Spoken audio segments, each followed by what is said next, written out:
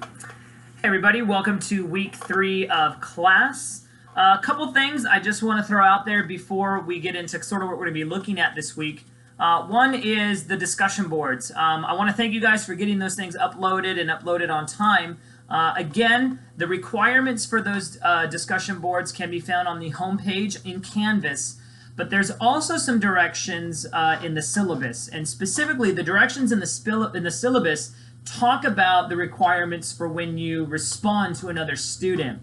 Some of the responses I saw tended to be a little underdeveloped, and I would have liked to have seen you do more with those things. Now, of course, I'm going to be responding to you each and every week, and more often than not, what you're going to see is I will put my comments in the feedback box, and you should get notified once I do that. Last week or the weeks past, I have provided some feedback by replying to your posts, and I'm not going to do that any longer. It's actually more conducive to provide the feedback in the comments section. And you know, when I provide for you feedback, you can feel free to reply as a comment back to me, or you could even just go back into your main post and reply there. However you want to do it is fine with me, just as long as you respond. But I digress there just a bit.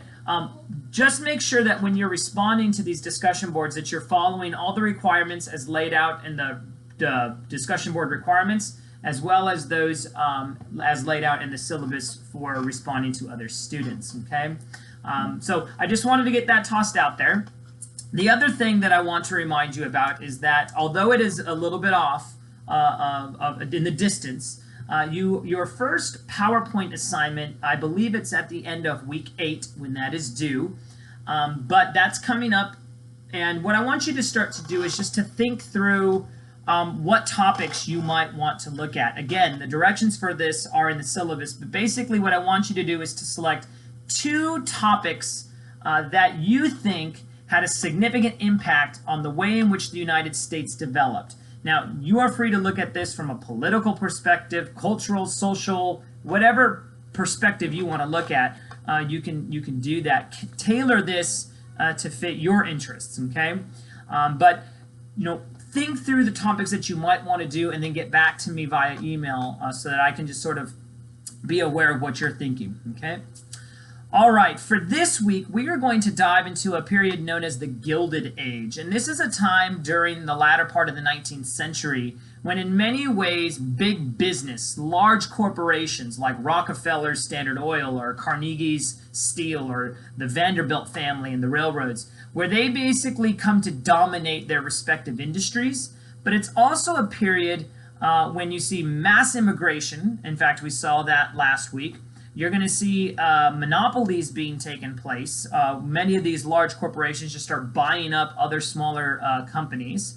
And one of the things that's going to be true during this time is that the government is going to basically engage in what we call a laissez-faire sort of role, a hands-off sort of role.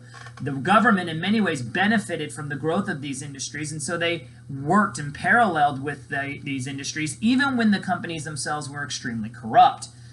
This Gilded Age, the term gilded was coined by Mark Twain, and the term gilded, or to gild something, means you take something and you plate it in gold. So, I mean, you can think of it like this way. You take a giant piece of poop and you gild it, you put it in gold. On the outside, it looks nice and pretty, but underneath it, it's just poop, right? And in some respects, that's what the United States was like. If you were to go to Millionaire Row in New York, and you would look at the mansions that some of these captains of industry, or robber barons, depending upon your perspective, right? If you were to look at the homes that these men lived in, you would say, man, the United States is the land of opportunity, is the land of dreams. But the truth of the matter is that these homes that these men lived in were oftentimes the product of the labor of immigrants and poor Americans who were not paid much at all. Who rather lived in very, very horrific conditions, okay? And so in some respects, if your mind is just focused on Millionaire Row, then yeah, America looks great, but that's the gilded part. The part that's underneath that is the tenement homes and the child labor and the poor working conditions and the dangerous working conditions. And so we're going to be looking at all of that this week, okay? So that's pretty much what I have for you. If you have any questions, as always, contact me. I'll get back to you just as soon as I can. Otherwise, I will leave you as I always will. Go in peace, be warm and filled. May the force be with you, live long and prosper, and may the odds forever be in your favor. Have a blessed week, guys.